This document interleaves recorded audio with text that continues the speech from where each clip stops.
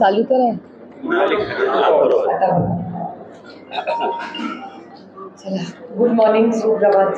सांगा.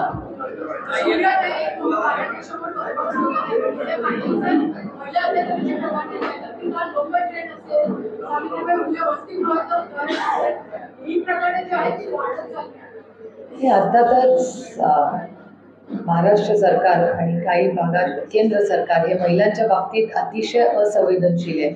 आज सकाळीच तुम्ही दादाचंही सकाळची प्रेस पाहिली असेल. त्याच्यात दादा महिला सुरक्षिततेबद्दल सविस्तर सकाळीच बोललेले आहेत. आणि दिल्लीमध्ये आपल्या ऑलिम्पिक मेडल्सच्या ज्या पद्धतीने पोलिसांनी ती केस हाताळली, हा पहिला मुद्दा केंद्र सरकारकडून. आणि महाराष्ट्रामध्ये सातत्याने आत्ताच मला त्या मरीन ड्राईव्हला जी केस झाली त्याचे पालक मला भेटले. आता त्यांनी त्यांच्या काही मागण्या दिल्या आहेत, त्याचा फॉलोअप मी पोलीसची बोलून आत्ता घेतलेला आहे. आणि महाराष्ट्र सरकारलाही विनंती करणार आहे त्या बाबतीत पाऊलं लवकर टाकण्याचा. आणि त्याच्यामुळे सातत्याने महिलांच्या विरोधात ह्या ज्या घटना होत आहेत त्या वाढत चालल्या आहेत. आणि अर्थातच त्याला महाराष्ट्राची होम मिनिस्ट्री ही जबाबदार आहे, हे तुम्हाला डेटामधूनच दिसतं.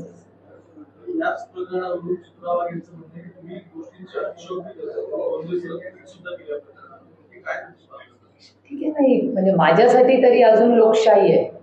त्याच्यामुळे एखाद्याने कोणी टीका केली तर त्याचा अधिकार आहे माझ्यावर टीका करायचा, कारण का मी लोकशाहीत जगते अजून. काही दिवसांमध्ये सरकारमध्ये काही स्टेक ऑपरेशन मागणी केला. काही दिवसांपूर्वी बियाणं 800 रुपयाचं 2300 रुपयाला विकलं जात होतं, ती वापस सुरू आली. आज कपड्याची वापस सुरू आली.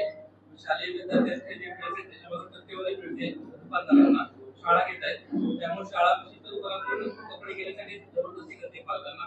महाराष्ट्र वगैरे रॅकेट नाही, महाराष्ट्रामध्ये बरीच रॅकेट सुरू आहेत. त्याच्या अनेक रॅकेट्स पैकी ही 2 तुम्ही एक्सपोज केले, त्याबद्दल मी चॅनलचे आभार मानते आणि कौतुकी करते. कारण का एकेका मंत्र्याकडे 10-15 खाती आहे. जिल्हा परिषदचं इलेक्शन घेतलेलं नाही आहे, कॉर्पोरेशनच्या जागेवर नगरसेवक नाही आहे. त्याच्यामुळे महाराष्ट्रामध्ये महाराष्ट्र नक्की कोण चालवतंय? आणि काय सुपरमॅन नाही आहेत ना या जगामध्ये. शेवटी सत्तेचं विकेंद्रीकरण जे चव्हाण साहेबांनी केलं की सत्ता एका ठिकाणी राहू नये फॉर इफेक्टिव्ह मॅनेजमेंट, ते दिसतंय आपल्याला ना. कारण का आज पुण्यासारख्या ठिकाणी शहराचं बघा, एक म्युन्सिपल कमिशनर पुरं शहर चालवतोय. म्हणजे एवढ्या नगरसेवकांचं काम एकच माणूस करतोय. जिल्हा परिषद पूर्ण जिल्हा एकच माणूस चालवतोय. मॅनेजमेंट अशक्य आहे. आणि त्याच्यामुळे सातत्याने सत्ता एकाच ठिकाणी केंद्रित ठेवणं ही अशी दडपशाही म्हणा किंवा लोकशाही पासून दूर हा देश आणि राज्य चालतंय असं मनात येणारच ना, साहजिक आहे अशा वेळी.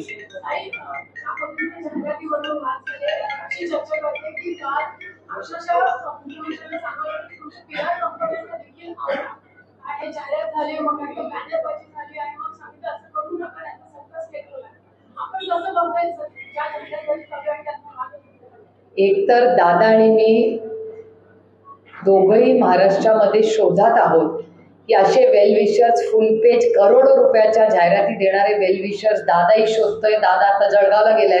मी त्याला तिथेही सांगितलं तू बघ बाबा तिथे कोण भेटतंय का.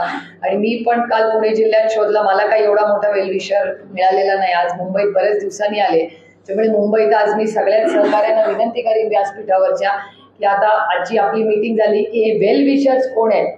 एवढे मोठे लार्ज हार्टेड हे जे आहेत तसे आपल्या पक्षाला पण मिळाले पाहिजेत आणि सगळ्याच पक्षाला मिळावे. आणि चांगलं प्रेसला फुल पेज करोडो रुपयाच्या जाहिराती मिळाल्याच असेल तर it's a win win situation for all. म्हणजे आमचंही भलं होईल आणि तुमचंही भलं होईल.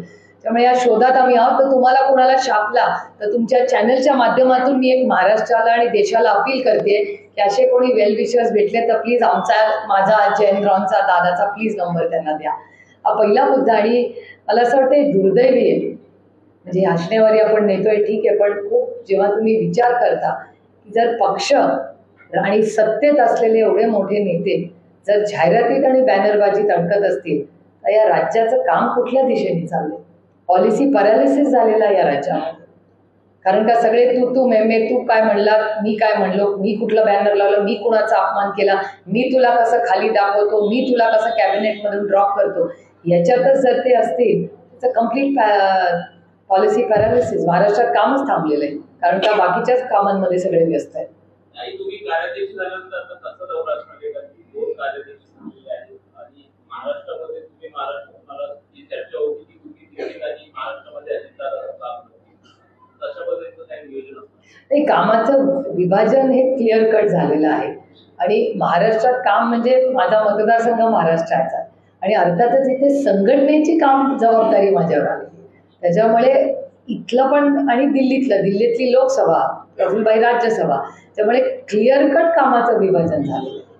आणि मालावर लोकसभेची सिलेक्टिव्ह ॲम्नेशिया लोकांना होतं कधी, किंवा ते पूर्ण नोट नाही वाचली ना, घाईघाईने वाचली की कन्फ्युजन होतं. त्याच्यामुळे लोकांनी हेही बऱ्याच जणांकडून राहून गेले की मला लोकसभेची पण जबाबदारी दिली.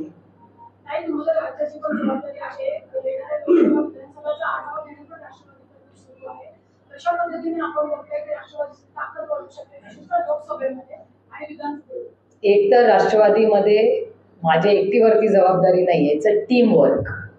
त्याच्यामुळे देशामध्ये सगळीचकडे आम्ही एक टीम म्हणून काम करतो, प्रत्येकाचा रोल जबाबदारी वेगळे. त्याच्यामुळे घरात एक लग्न असलं की एकच माणूस नाही सगळी धावपळ करत, ते प्रत्येकाची वेगवेगळी जबाबदारी असते.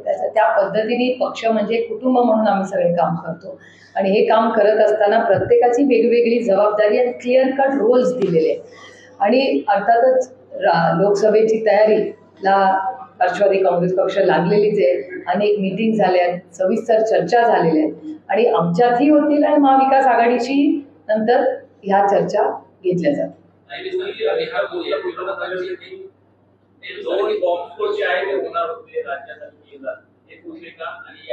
एकतर मी हे बोललेच नव्हते.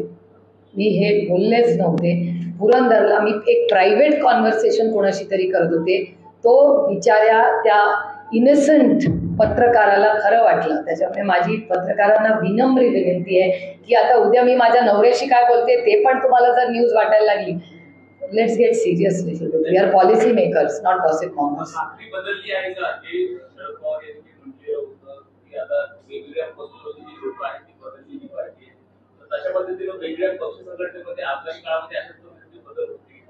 त्याचं उत्तर माझ्याकडे नाही आहे. माझ्याकडे जेवढ्या जबाबदाऱ्या दिल्या आहेत त्याची उत्तरं माझ्याकडे आहेत. बाकीची तुम्हाला आदरणीय पवार साहेबांना विचारावं लागते. 23 तारखेला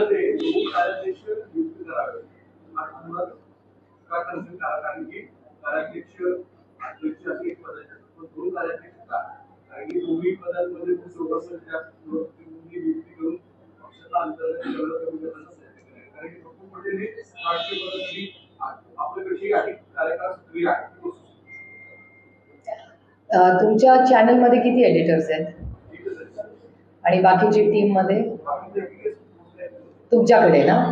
तर आम्ही तुम्हाला विचारलं की तुमच्याकडे एकच काय आहे. That is our internal matter of our party. We will decide. अजून तरी ही लोकशाही आहे ना, आमचा पक्ष आम्ही कसा चालवायचा आहे आम्ही ठरवणार ना. तेच मी उत्तर देते ना. मग उत्तर काय दिलं ना मी तुम्हाला उत्तर की आमचा पक्ष आम्ही ठरवणार ना कसं चालवायचं.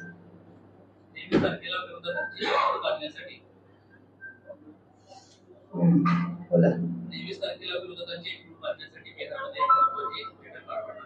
आपल्या राष्ट्रवादी कोण जाणार आहे त्या बैठकीसाठी आणि कशा पद्धतीचं आगामी काळात विरोधकांचं? आदरणीय पवार साहेब जाते त्या मीटिंगला.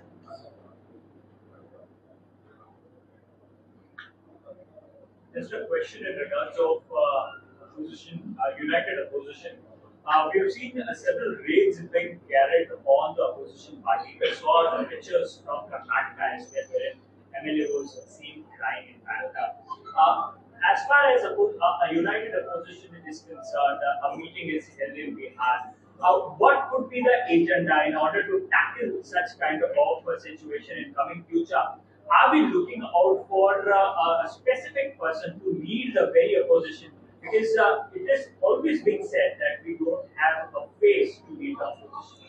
You've asked me 3 questions. So in which order do you want them? You asked me about for the agencies, you asked me about the vision of the opposition, and you asked for the face. Have I understood all the 3 questions? So one question at a time. The first question is about the agencies. Now the agencies are something that is controlled by Government of India, and agencies are not something that run independently. Obviously, there is some power behind it because agencies don't take their decisions. There was a time agencies were completely independent, but unfortunately, in newspapers and channels like yours, I have read and watched that data says in an RTI that 95% people who have been raided or have had ICE issues. Now, you'll ask me what is ICE? ICE means doesn't mean barf. ICE is ICE, means income tax, CBI, and ED. That's what we all say in the opposition. That ICE kar diya matlab income tax, CBI, और ED हो गया. And 90%, 95% people in the opposition have been iced by this government of India. And only 5% are older cases, point number one. Point number two, most cases that I'm aware of, again through newspapers and channels, is people who have switched sides, who were in the opposition and now are with the BJP. Their cases are completely dormant or we don't know what has happened to them. They have not been taken to any logical end. And the third point is that there is a colleague of mine who is from the Pune district, has on record on one of the channels said that now that I'm in BJP, I don't have to worry, I sleep, I don't have to worry about ED, CBI, or basically ICE. So this is the track record and history of agencies, and it's very unfortunate that agencies are misused like this to, scare people. And what happened in Tamil Nadu is absolutely not acceptable. I would even like to thank Mr. Stalin, Stalinji, who took a very strong line yesterday. And I think this is how we all feel, that let it be a level playing field. Don't use agencies as your front force to scare people because this is a democracy. And it's unfortunate that there may be very good officers, but what can they do? They also have jobs, so they are forced to take decisions sometimes which are not right. So that's the agency issue. The second is about a united opposition. In a democracy, you must have an opposition. Why should there be no opposition? I mean, that's what India is known globally as the largest vibrant economy and democracy. Now, the economy is not doing well. You don't need me to tell that. And the same thing is happening in a democracy. And third, face will evolve. You remember 2004? We didn't have a face. Manmohan Singh ji evolved and was one of the finest prime ministers India's ever had. So I think let's wait and see how the story unfolds because we are for democracy. So let's see how the story unfolds. Face of the opposition. Why do you need? We don't need one face. Manmohan Singh ji did a wonderful job for 10 years, 2 decades of UPA. The UPA story for 7.5 years was one of finest India's growth story if you look at the economical numbers. It's just that the two scams which actually spoiled India's name. And then what happened after the scams? And India went by the CAG report. Now the same CAG has talked about railways. Why is nobody considering that same CAG?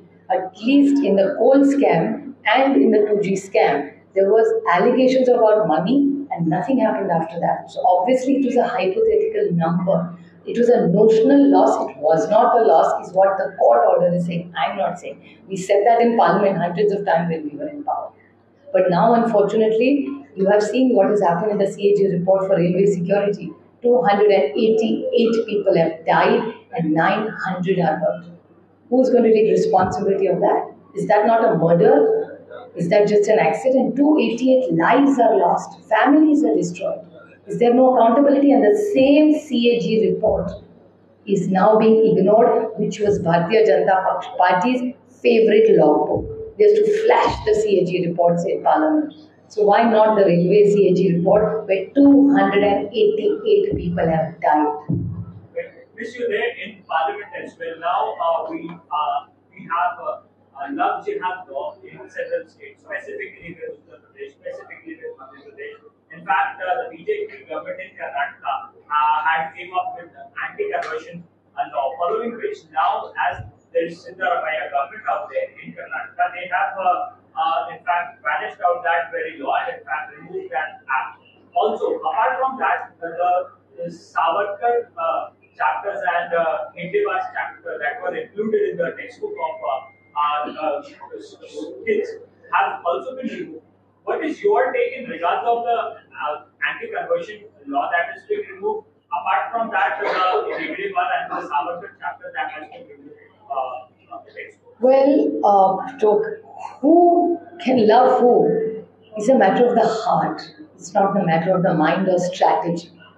And I think in 21st century, when we are talking about a global India and a global world with no borders, to stagnate yourself in who loves who is actually not a democracy. I mean, it's your freedom, right? Who you love is your problem. It's not NCP's problem who you love in the first place. We've not started a matrimony.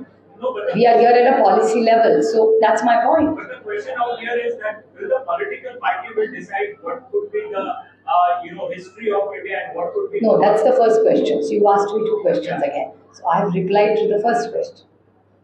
Now the second question is, no political party ever has. These were chapters which were not there in the beginning, right? And in Maharashtra, they've always been in history about all this.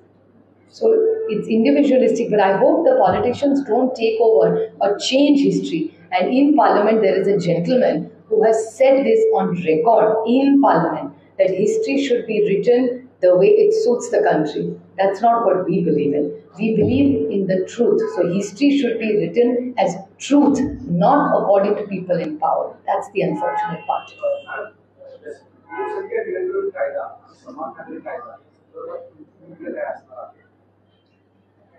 Rashtrawadi Congress पक्ष जे proposal येईल त्या प्रपोजलावर चर्चा होईल पक्षामध्ये, कारण का आता बिल काय सरकार आणणार आहे हे आम्ही वर्तमानपत्रातून वाचतो आणि वर्तमानपत्रावर आम्ही अर्थातच विश्वास ठेवतो, पण जेव्हा आम्ही पॉलिसी मेकिंगला काम करतो तेव्हा आम्हाला सरकारकडून डॉक्युमेंट आल्यावरच पक्ष एखादी लाईन घेऊ शकेल. त्याच्यामुळे we can't go by hypothetical things. त्याच्यामुळे जेव्हा आमच्याकडे ऑफिशियली बिल येईल, म्हणजे आजच्या लोकसत्तामध्ये सविस्तर त्याचा अग्रलेख आलेला आहे, तर आता हे अग्रलेख आले, पण does that mean it's a policy? आम्हाला काहीच सरकारने अजून सांगितलेलं नाही.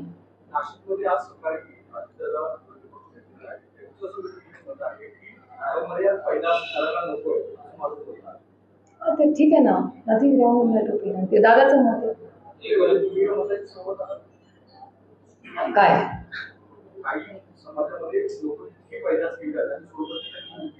मी तुम्हाला सांगू, मला आता 2च मुलं आहेत. आता माझी दोन्ही मुलं कॉलेजला गेल्यावर वाटतं की मला अजून 2-4 मुलं आलीच तर किती मजा आली असती. घर एवढं मोकळं नसतं. इट्स अन इमोशनल थिंग, नाही का? मोठी होऊन तुम्हाला कळेल, घर मोकळं झाल्यावर असं वाटतं अरे एखादं मूल घरात लहान छान असतं की घरात जरा जिवंतपणा राहतो. It's an emotional thing as a woman, right? We love our children. It's not possible. आता माझ्या आईवडिलांनी एकच केलं, मला 2 मुलं झाली ना.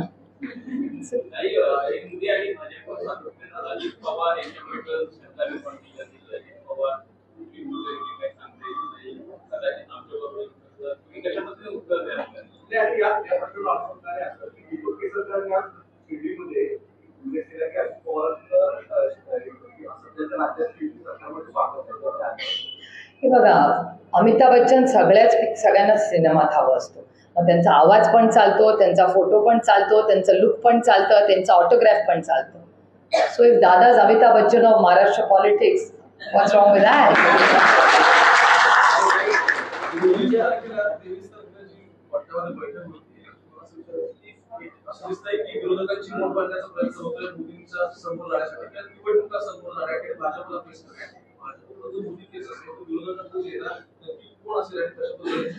मला असं वाटतं आपण चेहऱ्यापेक्षा पॉलिसीवर का नाही काम करत. म्हणजे मला विचाराल तर आपण तुम्ही चेहऱ्याला मत देणार का पॉलिसीला मत देणार? मला विचाराल तर त्याचा policy paralysis in India also. कारण का ज्या पद्धतीने तुम्ही बघा, एक डिपार्टमेंट वाईज आपण चर्चा करू.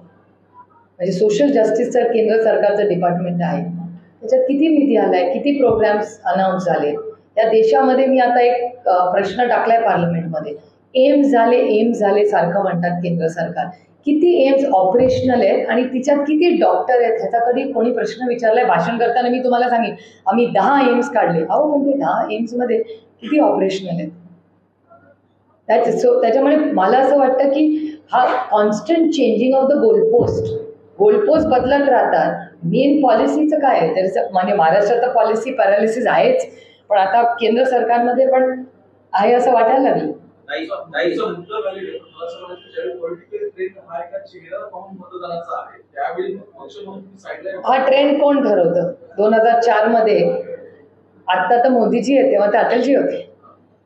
काही शिंदेच्या जाहिरातीनंतर आपण काल परवा आपण बघितलं की बॅनरवर पाहायला मिळाला. काल पालघरमध्ये मुख्यमंत्री म्हणतात की फेविकॉलचा मजबूत जोड आहे. तुम्ही कसं बघताय, कसं काय वाटतं? एकतर फेविकॉलची जाहिरात केल्याबद्दल खूप खूप आभार. Pidilite is a strong company, good for them, पहिला मुद्दा.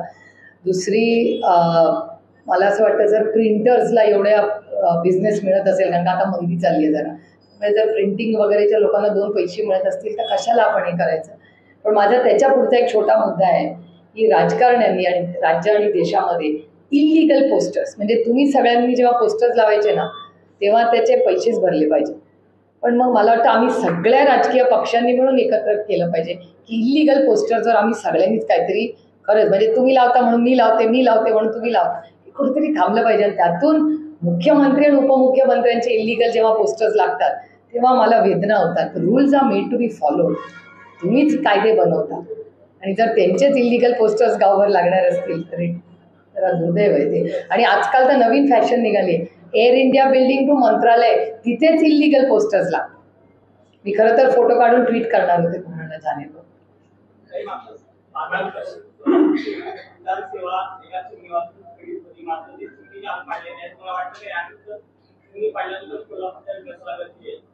विकास म्हणजे एअरपोर्टला गती, एअरपोर्टला येईल. तुम्ही पोलिसांमध्ये गेला, त्यानंतर बावनकुळेंचं म्हणणं होतं तो आमचा कार्यकर्ता आहे, कायद्यासारखं नाहीये. राष्ट्रवादीला सतत अटॅक होते, सोशल मीडियावर असतो की केंद्रीय तपास यंत्रणांकडून. पण हे परसेप्शन आपण या गोष्टींमध्ये तुम्ही कसं पाहणार? माझं म्हणणं आहे की आंब्याच्या झाडालाच दगडं मारतात, बाबळीला कोणी दगड मारत नाही. त्याच्यामुळे भारतीय जनता पक्ष आमच्यावरच टीका करणार, नाही तर कोणाला करणार. कल एकनाथ शिंदे राज्य के मुख्यमंत्री पालघर में बोल रहे थे और एडवर्टाइजमेंट को लेकर उन्होंने कहा कि ये जो अफवाहें फैलाई जा रही है हमारे गठबंधन को लेकर के, उनको एड्रेस करते हुए उन्होंने कहा कि ये फेविकॉल का जोड़ है, ये अलायंस कभी टूटेगा नहीं, और जो लोग ये अफवाह उड़ा रहे हैं उनको ये साफ संदेश है कि हम मैं और देवेंद्र जी को साथ। अच्छी बात है उनके लिए. We don't have to react. Every action doesn't have to have an offer. That's his view. Okay. You just said that it is an endorsement for Fevicol. Yeah, it is an endorsement for Pidilite. It's a Maharashtra-based company. I'm very happy about it.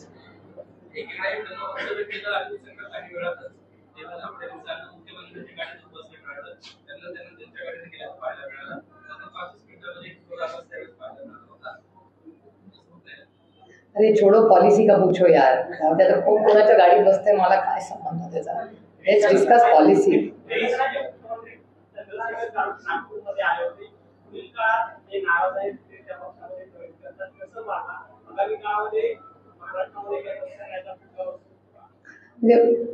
मला असं वाटतंय कदाचित माझं assessment चुकीचंही असू शकेल, पण एकूण ते सगळं वागणं जे दिसतंय कदाचित भारतीय जनता पक्षाची बी टीम आणि अनेक त्यांच्या बी टीम्स महाराष्ट्रात देशात काम करत असतात.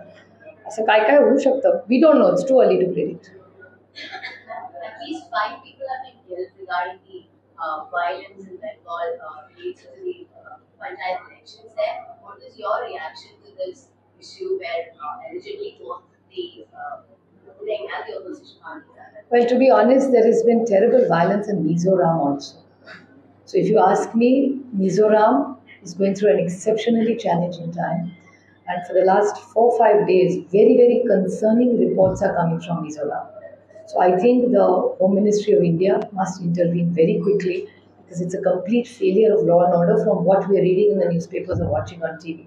And no proper information. First few days we got a lot of information and suddenly it has stopped. So if you ask me, I'm terribly alarmed, worried and concerned about what is happening in Mizoram, point number 1. And point number 2, I think the government of West Bengal, clearly I'm sure is aware, Mamta Didi is an exceptionally sensitive, empathetic leader. So I'm sure she will lead, she's always led from the front and she'll be very empathetic and sensitive about the law order in her state. Indorikar महाराजांवरती गुन्हा दाखल करायचे आदेश दिले होते आणि त्यांनी शिक्षणातून लिंगभेद केला यांच्या दाखल त्यांनी की तारखेला जर संशोधन केले तर पुन्हा या देशामध्ये श्रद्धा आहे याचा आम्हाला आनंद आहे. माझी स्वतः श्रद्धा आहे, पण अंधश्रद्धा कोणी वाढवत असेल तर या देशात आणि राज्यात गुन्हा आहे. त्याच्यामुळे ह्या गोष्टी कुठेतरी थांबल्या पाहिजेत. आणि माझी पत्रकारांना विनंती आहे, कारण ही गोष्ट मला अरुण जेटलींनी सांगितली होती. अरुणजी जेव्हा हयात होते तेव्हा अरुणजी नेहमी प्रेसला माझ्यासमोरच सांगायचे, सेंट्रल हॉलला किंवा पार्लमेंटमध्ये आम्ही बसलेलो असायचा, की तुम्ही दाखवणं बंद करा म्हणजे या गोष्टी पसरणं बंद करतील. त्याच्यामुळे काही गोष्टींमध्ये we are all on the same side. आणि अरुणजींचे शब्द मला नेहमी अशा गोष्टी झाल्या की आठवतात की अरे आज अरुणजी असते तर अरुणजी नक्की हे बोलले असते. Thank you very much.